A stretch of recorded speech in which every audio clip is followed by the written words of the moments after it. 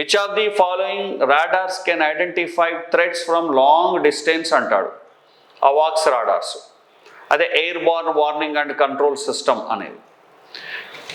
చూడండి, ఇది రాడారు. ఇది ఒక పెద్ద విమానం పైన ఇక్కడ ఉంచాం మనం.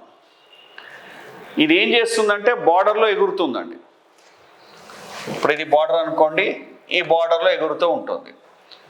దీనివల్ల ఏమవుతుందంటే, ఫర్ ఎగ్జాంపుల్ పాకిస్తాన్ ఒక మిసైల్ని లాంచ్ చేస్తుందన్నప్పుడే గుర్తుపడుతుంది.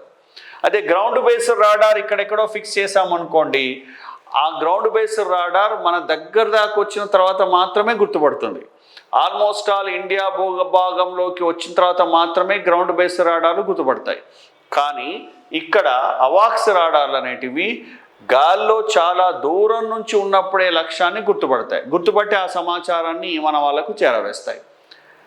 మనం దానికి కౌంటర్గా మళ్ళీ ఏం చేయాలనేది ఆటోమేటిక్గా డిసైడ్ అయిపోతుంది. అంటే మనకు టైం దొరుకుతుందండి, రెస్పాండ్ అయ్యేటటువంటి టైం దొరుకుతుంది. మనం వేరే శత్రు దేశాల యొక్క టార్గెట్స్ని మనం కిల్ చేయడానికి, హిట్ చేయడానికి కావాల్సిన టైం దొరుకుతుంది. ఇన్ఫర్మేషన్ వేగంగా అందుతుంది. అందుకొరకే ఈ అవాక్స్ రాడార్స్ అనేటివి యుద్ధ రంగంలో చాలా చాలా ఇంపార్టెంట్. భారతదేశం ఇటీవల పాకిస్తాన్తో జరిపినటువంటి సర్జికల్ స్ట్రైక్స్ కావచ్చు, ఆపరేషన్ సింధూర్ కావచ్చు, ఇట్లాంటి చాలా వాటిల్లో ఈ అవాక్స్ రాడార్లను వాడింది. సో అదే ఇక్కడ చెప్పుకుంటున్నాం. ఈ అవాక్స్ రాడార్లను ఐ ఇన్ ద స్కై అంటాం. మనము ఫస్ట్ ఈ అవాక్స్ రాడార్లను ఎక్కడి నుంచి తెచ్చుకున్నామంటే ఇజ్రాయెల్ నుంచి తెచ్చుకున్నాం. ఇజ్రాయెల్ నుంచి తెచ్చుకున్న ఈ అవాక్స్ రాడార్లను ఫాల్కన్ అవాక్స్ అంటాం. దీని స్పెషాలిటీ ఏంటంటే 360 degrees సో అన్నిటినీ నమోదు చేస్తుంది.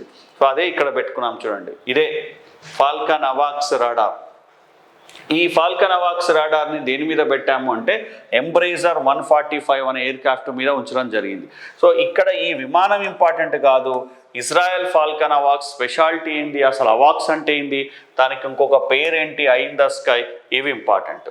తర్వాత నెక్స్ట్, ఇండియా ఓన్గా అవాక్స్ని తయారు చేసింది, దాన్ని మనం ఏమంటాం, నేత్ర అంటాం. ఇది ఓన్లీ 270 degrees సెంటిగ్రేడ్ మాత్రమే కవర్ చేయగలుగుతుంది. ఓకే, సో దీన్ని తయారు చేసింది ఏంటంటే centre for airborne system, Bengaluru DRDO laboratory. So తయారు చేసింది ఇది ఇండియన్ అవాక్స్ నేత్రాని తయారు చేసింది CAB, centre for airborne system. Centre for air borne, C అంటే ఎయిర్, బి అంటే బోర్న్, సిస్టమ్ అనేటువంటి సంస్థ, బెంగళూరు సంస్థ తయారు చేసింది. సో కాబట్టి ఇక్కడ ఈ అవాక్స్ సిస్టమ్ అనేది వెరీ వెరీ ఇంపార్టెంట్. మనం ఇజ్రాయెల్ నుంచి ఏం తెచ్చుకుంటున్నాము, మన ఇండియాది ఏంటి అనేది, ఈ రెండు ఇంపార్టెంట్.